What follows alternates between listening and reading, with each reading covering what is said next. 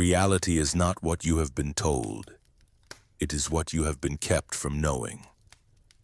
From the moment you opened your eyes, you were given a script, a name, a nationality, a religion, a system of beliefs that shaped the limits of your imagination long before you ever had a chance to question it. But behind the veil of this world lies a forgotten map, a hidden blueprint that was never meant for your eyes, a code passed down in whispers, buried in temples and encrypted in ancient scrolls. Its author, Thoth, the scribe of the gods. He did not just speak in riddles. He left keys, principles so powerful they could bend time, dissolve illusion, and awaken the divine within you. They were not myths.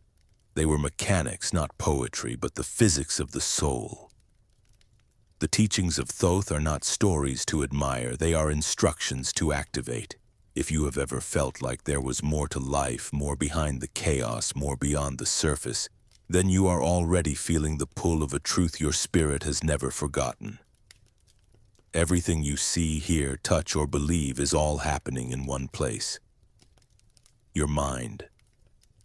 Not just the personal mind, but the infinite underlying field that we are all immersed in. Thoth called it the all, the root of all creation. Before matter, before sound, before time itself, there was mind. Not as an abstract thought, but as the source code of existence. And here is the truth they do not want you to realize. You are not inside reality. Reality is inside you. This is the first and most important of all Hermetic laws. The principle of mentalism. All is mind. The universe itself is a mental construct. That means what you perceive as solid, separate, and external is really a projection, like a dream that has been mistaken for waking life. You think you are reacting to the world, but in truth you are shaping it constantly, silently, and often unconsciously. You are not a passenger on a cosmic train. You are the projector in the booth, but you have been taught the opposite your entire life. You were conditioned to believe that life just happens to you, that the outside world is fixed, and you are simply here to respond to it. Be a good citizen, obey the rules, chase approval, suppress desire. Do not ask too many questions, but this belief system is not just disempowering, it is blinding. Because once you accept that reality is objective and absolute, you surrender your creative power. You become an effect, not a cause. Thoth taught that the physical world is like smoke trailing from the fire of thought. Change the fire, change the smoke. Everything begins in the mind. Every structure, every invention, every empire, every war, every act of love, it all originated as a thought. That is how powerful your mind is, and it is why those in control invest so heavily in controlling what you think. The narratives you are fed, the fears you are sold, the desires you are implanted with, they do not shape reality. They shape you. And through you, reality bends. Now here is where it gets real. If all is mind, then your mind is not separate from the all. You are not just connected to the source. You are a localized expression of it. The all does not divide itself. It reflects itself through form, which means you are not just a fragment of consciousness. You are consciousness itself experiencing limitation so that it can grow. You are here not to submit to reality, but to learn how to master it. You are not powerless. You are participating. But participation without awareness is slavery. And that is why mentalism is both a warning and a weapon. Because if you do not command your mind, someone else will. If you do not become the author of your inner world, your story will be written for you. And it already has been by your upbringing, your media, your education, your trauma. But those scripts can be rewritten. That is the true alchemy of the mind. You are not stuck with the thoughts you have been given. You can choose new ones. And in doing so, you choose a new world. This is the real secret behind the phrase mind over matter. Not just motivational speak, but a literal formula. Mind precedes matter. Thought creates form. perception molds experience. When you think something consistently, it begins to crystallize from mental to emotional to physical. Your beliefs are not passive. They are the blueprints through which the invisible becomes visible. You think, therefore it becomes. That is why fear manifests chaos and faith creates clarity. It is not metaphysics. It is mechanics. This also means your circumstances are not as fixed as they seem. You are not bound by your past unless you continue to believe its story. Trauma, failure, conditioning. They only hold power in a mind that refuses to reframe. The all is mind. But your mind is the chisel that shapes the clay of the cosmos. Master it, and nothing is beyond reach. Ignore it, and you become shaped by those who have already mastered theirs. This is where the journey begins, not with a chant or a crystal or a ritual, but with the realization that the world is mental and the mind is sovereign. And once you reclaim that sovereignty, reality stops being a prison and becomes a playground. That is the first key Thoth handed down. All is mind. And if all is mind, then freedom begins in thought. Power begins in thought, and the rebirth of your world begins the moment you start thinking for yourself. There is no separation. That is the second secret they never wanted you to understand. The universe is not made of isolated parts. It is a mirror endlessly folding in on itself, reflecting the same pattern in every direction. Thoth called this truth the law of correspondence. As above, so below. As within, so without. What appears to be different is actually identical at different scales. The stars above are not distant. They are your thoughts expressed in light. Your heartbeat mirrors the pulse of the cosmos. Your breath follows the same rhythm as galaxies expanding and collapsing. You are not separate from the universe. You are a miniature of it, a fractal, a divine echo of the whole. This is not philosophy. It is physics disguised as mysticism. Look closer at nature and you will see it everywhere. Spiral galaxies and snail shells, river deltas and neural networks, lightning bolts and root systems. The micro reflects the macro. It is all one grand pattern speaking through infinite forms. Sacred geometry does not just look beautiful. It encodes how reality organizes itself. This law of correspondence is not a poetic metaphor. It is a blueprint, a code written into the bones of everything. Your body is a temple not just in symbolism but in design. Your spine is the staff of Hermes. Your chakras are planetary gates. The fluids in your body move with the moon. Hormonal cycles follow lunar phases. Even your DNA, the instruction manual of your being, spirals like the Milky Way. We are walking reflections of the cosmos, carrying stardust in our cells and constellations in our stories. You are not some random flesh and bone creature trapped on a rock in space. You are the cosmos, localized, encoded, and experiencing itself through form. You are starlight slowed down into matter, a divine pattern in a temporary shape.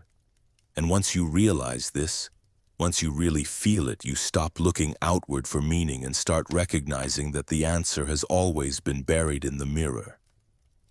Not the one in your bathroom, but the infinite mirror of existence that stares back at you through every encounter, every trigger, every season of your life.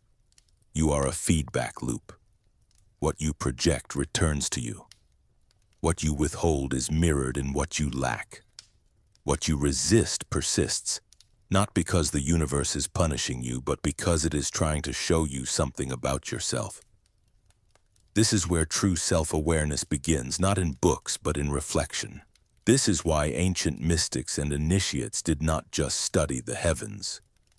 They studied themselves. The two were inseparable. They knew the sky was not just weather, it was a message. They tracked stars to understand thought. They read planetary transits as archetypal shifts in consciousness. And when they said, "as above, so below," they were not just speaking astrologically. They were issuing a warning. If you corrupt the inner world, the outer one follows. If you heal the inner, the outer transforms. The world you see is a map of the world you have made within. This is why self-mastery is the highest science, not because it is noble, but because it is causal. The structure of your life is not accidental. It is a reflection of your current energetic architecture. You do not attract what you want. You attract what you are. You do not change the world by forcing it. You change it by shifting your frequency and allowing the mirror to update itself. Heal your relationship with your past and your future realigns. Shift your thoughts and your timeline bends. This is why you cannot separate spiritual work from the real world. The real world is the projection of the spiritual. The political, financial, and emotional chaos we experience on a collective level is not random. It is the outer echo of a humanity in internal conflict. If you want to change the system, you must first change the pattern it is reflecting. And that means going inward, not to escape, but to recalibrate. As above, so below. As within, so without. You are the fractal key. You are the portal.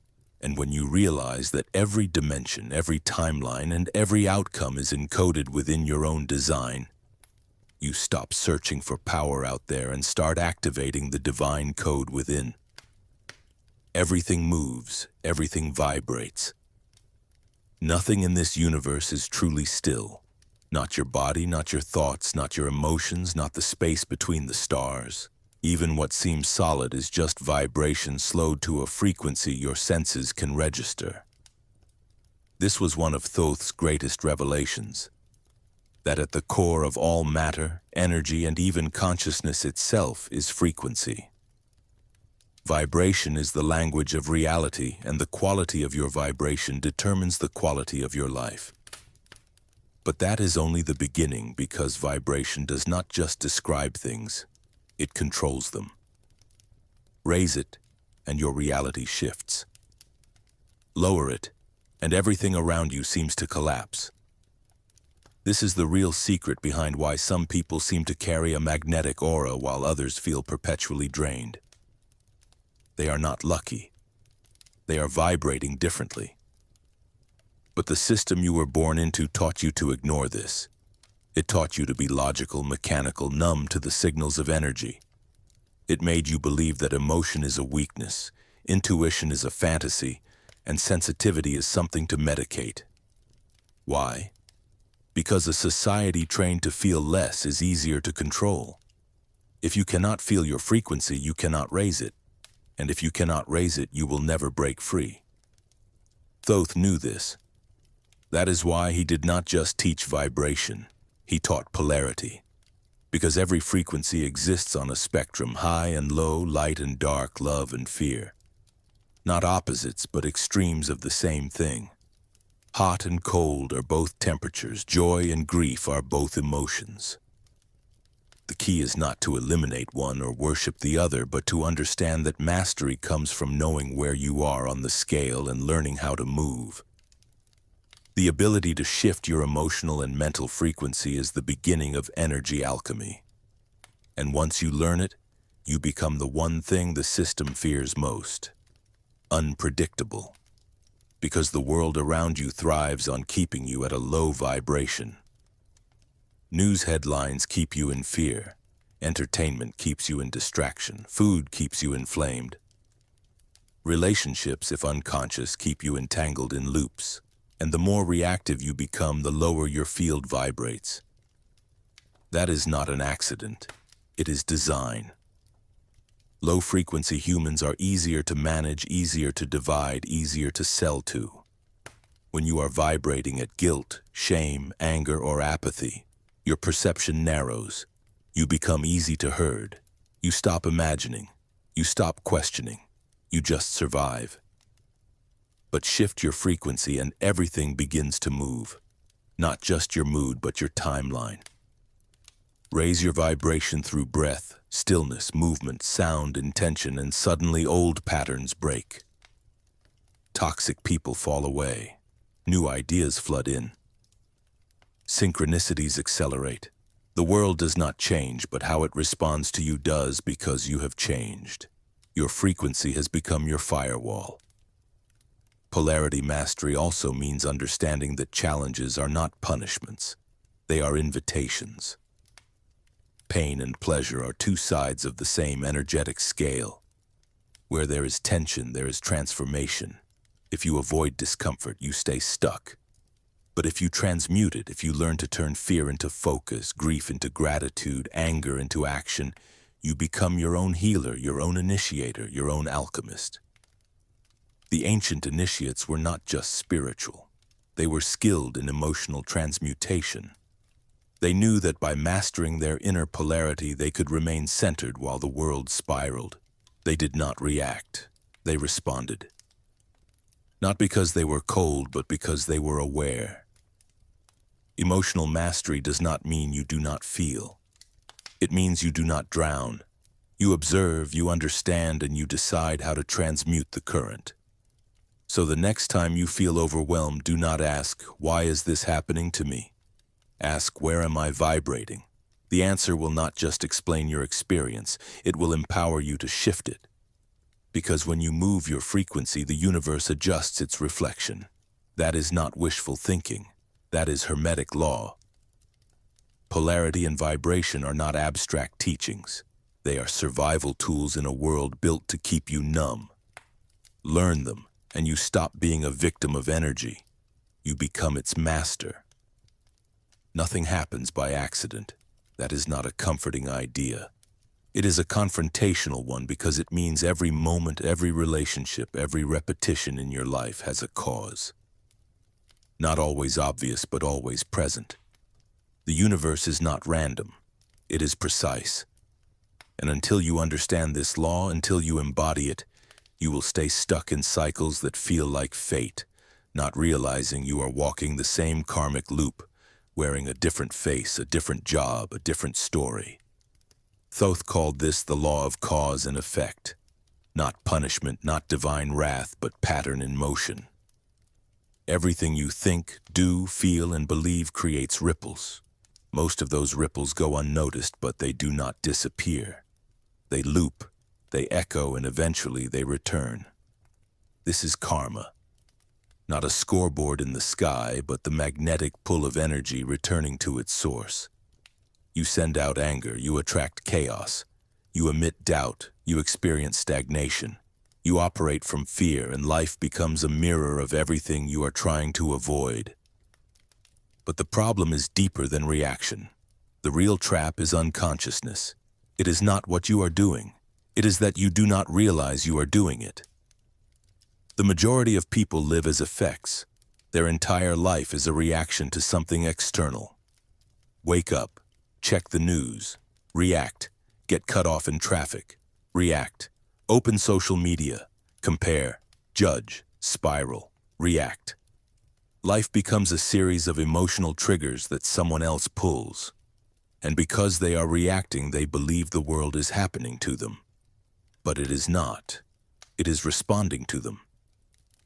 Their inner state is the invisible cause, and their experience is just the visible effect.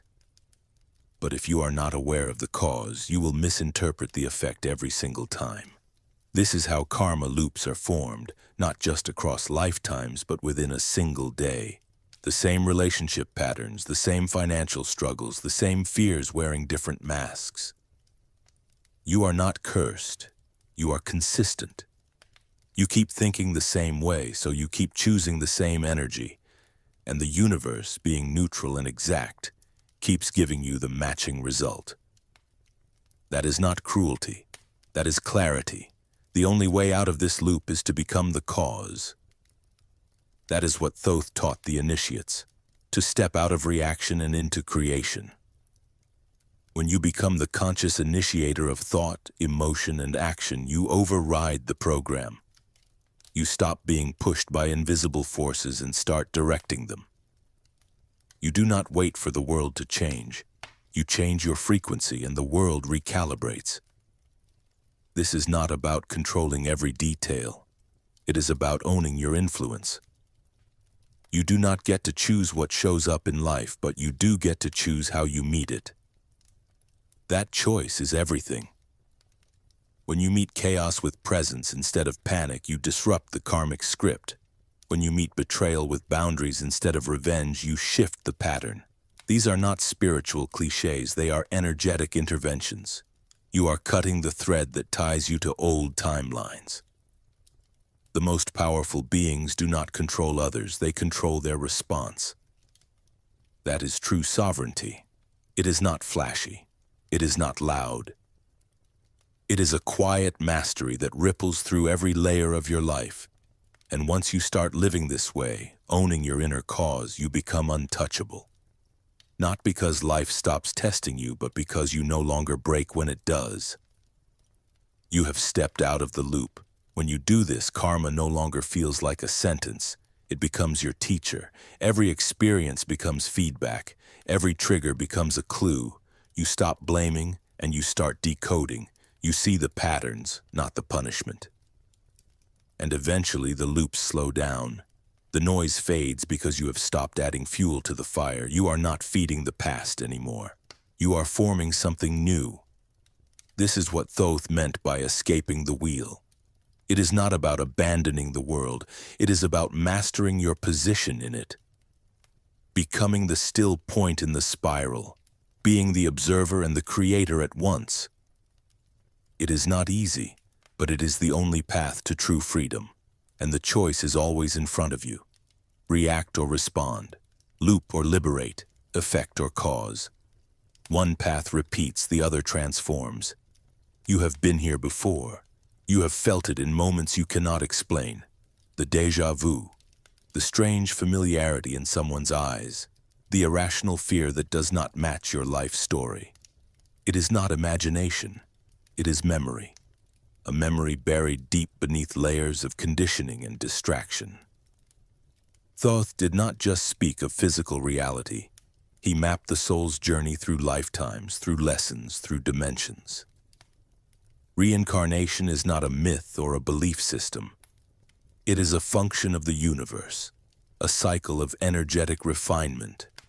And you, whether you realize it or not, are in the middle of that cycle. Every lifetime is a chapter, not a new beginning. You are not here for the first time. You are here because there is something you came back to complete, to correct, or to carry forward. Your soul is not linear. It is layered.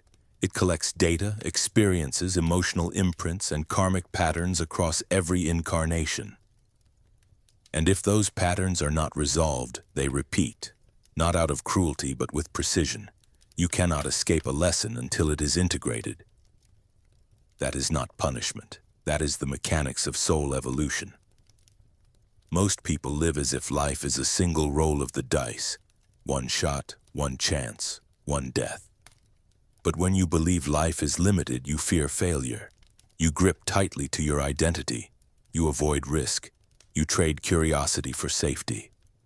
But the ancient initiates knew the truth. Death is not the end. It is a doorway. And what lies beyond is not heaven or hell. It is transition, realignment, and re-entry.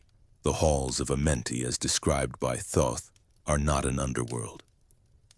They are the inner chamber of the soul's initiation, a space outside of linear time where the soul reflects, recalibrates, and prepares for what comes next. But here is the part most people miss. You do not have to die to access that space. The halls exist within you, encoded in your own consciousness. Every time you enter a state of deep stillness, every time you journey inward with intention, you come closer to that eternal part of yourself that remembers. It remembers the lives you have lived, the choices you have made, the lessons you refused to learn, and the agreements you made to come back. You are not here by accident. You chose this incarnation not for comfort, but for transformation. You chose your wounds. You chose your challenges. You chose the environment that would most efficiently bring your patterns to the surface. That does not make your pain less real. It makes it meaningful. Because when you understand that your soul chose this life not to suffer but to awaken, everything changes. Victimhood dissolves, blame softens, and purpose begins to emerge. You stop asking, "Why me?" and start asking, "What is this showing me?" Reincarnation is not just about returning. It is about remembering. Every lifetime builds upon the last. Skills, fears, relationships, they echo forward. That is why some people seem to be born wise, why some are drawn to ancient texts, healing work, and spiritual paths from an early age. They are not starting, they are continuing. They have done this before. So have you. And the more you remember, the faster you evolve. Because soul growth is not measured in years. It is measured in integration.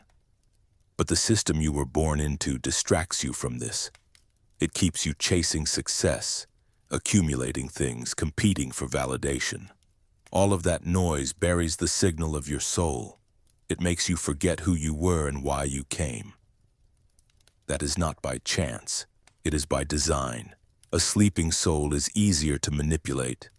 But the moment you begin to remember, the cycle begins to break. You stop repeating and you start refining. This is the hidden purpose behind reincarnation. Not to trap you, but to free you through self-mastery. Each life is another chance to embody more truth, more awareness, more alignment. Not perfection, just progression. Until eventually you no longer need to come back.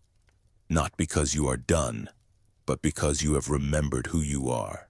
An eternal sovereign being choosing experience over and over again to refine your frequency. And that is where true liberation begins. Not when you escape the cycle, but when you participate in it consciously. When you meet every challenge as a returning lesson, every person as a familiar mirror, and every decision as a soul-level choice. You begin to live with purpose, not pressure, with remembrance, not regret. And slowly, lifetime by lifetime, the soul becomes whole again, not new, just fully remembered. You were never meant to decay. That was never the plan.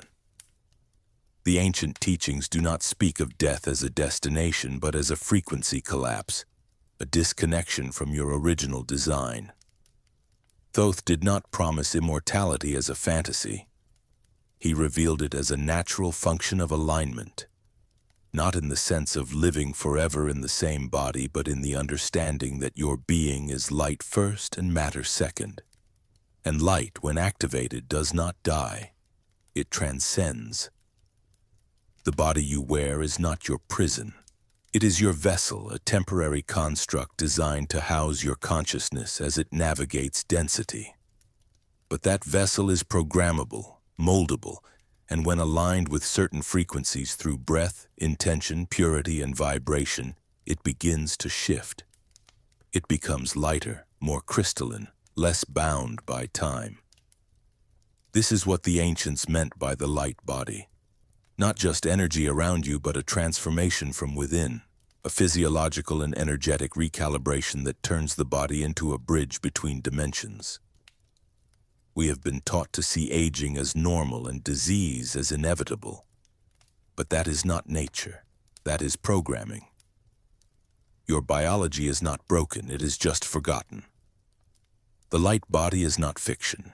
It is a state of being that occurs when the density of your thoughts, emotions, and habits are replaced with the higher frequencies of truth, love, and coherence. The more light you hold, the more you begin to override the slow death of the default timeline. Thoth became what many called the twice-born, not because he escaped death once, but because he mastered the cycles entirely.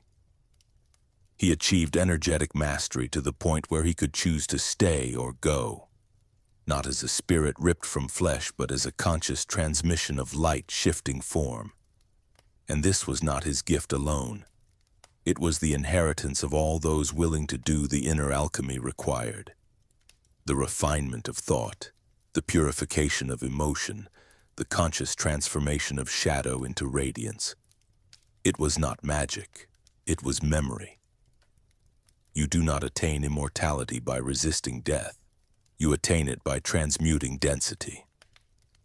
When you release the emotional weights, the karmic patterns, the illusions of separation, you begin to dissolve the contracts that bind you to entropy. The body, once a slave to time, becomes a conductor of timelessness. You feel it in flashes now, in deep meditation, in the stillness of awe, in moments where your awareness expands beyond your name. That is the light body calling you home. It is already within you, waiting to be activated. This is the sacred science hidden in plain sight. Every chakra is a portal. Every meridian is a river of light. Every breath is a code. You do not need to become more. You need to shed what you are not. The foods you eat, the thoughts you repeat, the emotions you suppress, they either build the light body or bury it. You are either feeding immortality or accelerating decay. And most of us unknowingly have been doing the latter because no one told us the truth. That we are self-regenerating systems governed by energy, not just biology. But now you know. And with that knowledge comes the responsibility to become lighter. Not just for yourself, but for the collective grid. Because every person who activates their light body contributes to the awakening of the whole. You become a transmitter, a stabilizer, a lighthouse in the chaos. And that energy does not just uplift others, it protects you. The more light you hold, the harder it becomes for lower frequencies to enter your field. Pain passes through, but it no longer takes root. Fear visits, but it does not stay. You move through the world not untouched, but undefeated. Immortality is not about evading death. It is about mastering life. About remembering that you are an eternal being playing in a temporary form. The teachings of Thoth were not meant to be worshipped. They were meant to be embodied, and this one is clear. When you become light, you transcend death. Not as an escape, but as an evolution. Not in resistance, but in radiance. This is not a myth. It is the return of your original design. And it begins the moment you stop fearing your decay and start activating your light. The world you see is not the only one that exists. In fact, it is barely a fragment. The third dimension, what we call reality, is simply the most dense, slow-moving layer of consciousness. It is the one you were born into, conditioned by, and taught to believe is the limit of possibility. But Thoth never saw this world as a boundary. He saw it as a starting point, a base camp in a vast range of unseen peaks. Higher dimensions are not fantasy. They are structure. They are layers of reality stacked on top of each other, vibrating faster. Housing forms of intelligence and consciousness we have been conditioned to ignore, fear, or ridicule. From birth, you have been trained to perceive only through your 5 senses. To believe that if you cannot touch it, it is not real. That if it cannot be measured, it cannot be true. But every mystic, sage, initiate, and seer throughout history has said the same thing. The visible world is the shadow. The real action happens in the unseen. And once you begin to raise your frequency through thought, intention, vibration, and awareness, you start to pierce that veil. Not with your eyes, but with your consciousness, and once you do, you cannot unsee it. Thoth taught that these higher realms are not above you. They are within you. You do not reach them by leaving Earth or escaping the body. You reach them by refining your energy and expanding your perception. The third dimension is ruled by time, form, separation, and linear cause and effect. But move beyond it, and suddenly time becomes flexible. Space becomes fluid. Thought becomes movement. You begin to experience reality as it truly is, interconnected, multidimensional, and participatory. You are not here to escape the third dimension. You are here to learn from it, master it, and then move through it with full awareness of the others. Dreams are one of the ways we access these realms. But most people dismiss them as nonsense. They are not. Dreams are multidimensional experiences filtered through symbolic language. Astral projection, lucid dreaming, deep meditation. These are not spiritual side quests. They are training grounds. The more conscious you become in these spaces, the more you reclaim your full awareness as a multidimensional being, because you are not bound to this body. You are simply tuned to this frequency. And just like a radio, you can shift the dial. Symbols are the language of these higher planes. Sacred geometry, ancient glyphs, visual mantras. They do not just look meaningful, they are keys. They bypass the logical mind and speak directly to the subconscious and energetic fields. This is why ancient temples were covered in symbols, why initiates meditated on sigils, why mantras and tones were used in sacred rites. These were not rituals for tradition's sake. They were tools to tune the mind and body to higher bandwidths of reality. You do not decode higher realms through intellect. You enter them through resonance. We have been taught that this is all imagination. But imagination is the access point. It is not childish. It is sacred. It is the interface between your conscious mind and the rest of existence. When you allow yourself to imagine new realities, new dimensions, new ways of being, you are not escaping. You are remembering, tapping into layers that have always been there, waiting for your awareness to catch up. But there is resistance. The third density is sticky. It pulls you into survival, into fear, into distraction. That is the test. Can you hold your expanded vision in a world addicted to contraction? Can you access higher awareness while navigating a physical life? That is the real ascension. Not floating away from the world, but walking through it with light in your eyes and power in your step. Multidimensional awareness does not disconnect you. It reconnects you to source, to self, to everything. There are realms beyond this one, frequencies your senses do not yet perceive, beings that do not need form to exist, futures that have not happened yet, and memories you have not yet lived. All of it is here, layered around you like concentric spheres, and the key to unlocking them has always been within you. The teachings of Thoth were designed to awaken, not your beliefs but your perception. You are not just in the third dimension, you are the third dimension evolving into the fourth, the fifth, and beyond. Not as a timeline, but as a state of being. And when you align your vibration with truth, intention, and conscious action, you begin to shift. Reality bends. The veil thins, and the world you once thought was all there was begins to dissolve into something much, much greater. Creation is not random. It is coded. It is mathematical. It is intelligent design hiding in plain sight. Every tree, every snowflake, every shell, every galaxy, it is all built from the same divine architecture. Thoth did not just study this, he mapped it.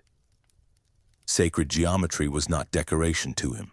It was the blueprint of the universe, the purest language of creation. Before there was language, before there was even sound, there was shape, form, pattern. Consciousness made visible.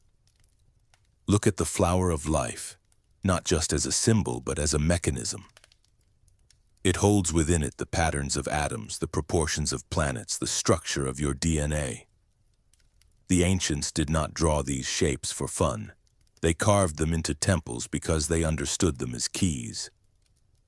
Every circle, every intersection, every ratio is a reflection of divine order. This is not just about beauty, it is about truth. Sacred geometry is the signature of the source, repeating itself across every scale, from the microscopic to the cosmic. Your body is part of this design. Your eyes follow the golden ratio. Your hands hold the Fibonacci sequence. The spiral of your cochlea echoes the spiral of a hurricane. This is not a metaphor. It is instruction. The universe builds with precision. It unfolds through laws, not luck. And when you understand those laws, you stop seeing chaos and start seeing coherence. You realize that you are not separate from the world. You are shaped by the same hand that shaped the stars. Thoth taught that geometry was the interface between the spiritual and the physical, a portal, a bridge. The symbol was not just symbolic, it was energetic. When you meditate on a mandala or trace a spiral, you are not just contemplating beauty. You are aligning your frequency with the fundamental blueprint of life. You are tuning yourself to the rhythm of the cosmos. That is why geometry appears in ancient art, architecture, and mystery schools across all cultures. It is not cultural coincidence. It is a universal truth. Even sound follows geometry. Cymatics, patterns formed by sound vibrations, reveal how frequencies create form. Play a pure tone over a surface covered in sand, and it will arrange itself into complex symmetrical patterns. Change the frequency and the pattern changes. That is sacred geometry in action. Vibration creating structure, energy becoming matter. Just like the mind creates reality, just like intention shapes outcome, it is all the same law expressed through different mediums. When you see these symbols, they speak to a part of you that remembers. Not your logical mind, but your ancient self. The part of you that has walked in temples, stood beneath pyramids, and traced symbols in sand long before this life. The part of you that knows these shapes are not new, only forgotten. Because sacred geometry is not external knowledge, it is soul memory. And here is the deeper truth. They are not just maps of how things are made, they are also codes for how to create. Geometry holds creation instructions. How to build harmony, how to stabilize energy, how to unlock consciousness. You do not need to read them, you need to resonate with them. When you surround yourself with these forms, or visualize them, or move in their patterns, you begin to rewire your own structure. Your field shifts, your cells align. You become more coherent, more whole, more awake. This is why distorted environments, ugly architecture, chaotic design, and artificial symmetry create stress. Your body knows they are not true. It senses the incoherence, and it reacts. We were never meant to live inside straight lines and fluorescent lights. We were meant to live inside pattern, proportion, and rhythm. That is what sacred geometry is, not mysticism, not abstraction, just the return to the original template. Thoth did not just teach sacred geometry for the sake of intellectual pursuit. He offered it as a way home, a way to remember your place in the great structure. Because once you see the code, you realize you are the code. And once you live in alignment with that code through thought, action, design, and presence, life stops feeling like chaos and starts revealing its deep underlying order. You were never meant to feel lost. The map has always been here, not drawn in ink, but carved into nature, etched into your cells and encoded in the very structure of existence. Sacred geometry is not just the design of life. It is the invitation to step back into it consciously, fully, with awe and intention. Because when you move in alignment with the blueprint, creation does not resist you. It responds to you. You were never meant to forget. You were never meant to live in the dark, fumbling for purpose in a world designed to keep you small. Thoth did not leave his teachings behind so they could sit in dusty libraries or be diluted into bedtime myths. He left them as blueprints for awakening, for you. Every principle, every symbol, every so-called myth was encoded for a reason. To activate something dormant inside you, something ancient, something powerful. You have felt it before. The tug, the restlessness, the sense that there is more than this daily grind, this illusion of separation, this race for validation. That is not just curiosity. That is a memory. That is the soul stirring from a long slumber. Thoth did not just teach immortality to escape death. He taught it to reveal a truth, that your consciousness is eternal, that the light within you cannot be extinguished by time or trauma. Immortality to him was not about escaping this world, but about fully inhabiting it as a being of light, to move through dimensions consciously, to walk between worlds, to carry wisdom through lifetimes. And this is not a metaphor, it is a directive. You are not here to be a passive participant. You are here to awaken the Creator within. But the world you were born into was built to make you forget. From birth, you were conditioned to doubt your inner knowing, schooled to memorize and repeat instead of question and feel, distracted by flashing screens, drained by empty work, and told that fulfillment lies somewhere out there, in the job, the relationship, the possession. But it does not. It never has. It lives in remembering, in unlearning, in reconnecting to the sacred principles that have been hidden in plain sight. Mentalism shows you that reality begins in thought. The law of one reminds you that all is connected. Polarity, vibration, rhythm, cause, and effect, all are tools not to manipulate the world, but to master your relationship with it. This was never about controlling others. It has always been about sovereignty, about understanding that the universe responds not to who you pretend to be, but to the frequency you truly hold. And here is what they will not tell you. Once you step into that power, the system loses control over you. You stop chasing meaning and start generating it. You stop outsourcing your truth and start living it. You become dangerous not in the way the world fears, but in the way systems fear, because you can no longer be manipulated by fear, shame, or scarcity. And that is when real freedom begins, not the freedom of permission, but the freedom of being. But awakening does not mean you ascend into bliss and leave the world behind. It means you return to it, eyes wide open, heart on fire, carrying the teachings not as theories, but as embodied truth. Because when you live them, when you speak from alignment, act from clarity, and hold the vibration of truth, you light the path for others. And that is what Thoth ultimately meant by illumination, becoming the light that reveals the way. And that is what the system fears the most, not a rebellion of fists, but a revolution of minds. That is why these teachings have been ridiculed, hidden, rebranded, or sold back to you in fragments. But truth does not die. It waits, and when you are ready, it returns like a whisper from the depths, reminding you that everything you need is already within you. Most people will live their entire lives disconnected from this wisdom, sleepwalking through a reality that was handed to them. But you are here. You have seen the signs. You have felt the pull. And now, you have a choice. Do you keep walking the path laid out for you? Or do you step off it and reclaim the one you were always meant to walk? The teachings are alive. They move through you. The question is, what will you do with them? The secret was never hidden. It was waiting for your readiness, your presence, your yes. And now, you carry it. You walk with it quietly, powerfully. You do not need to be loud. You just need to be clear. Because a soul in alignment echoes louder than 1,000 voices shouting in confusion. The mission is not to awaken the world. It is to stop putting yourself back to sleep.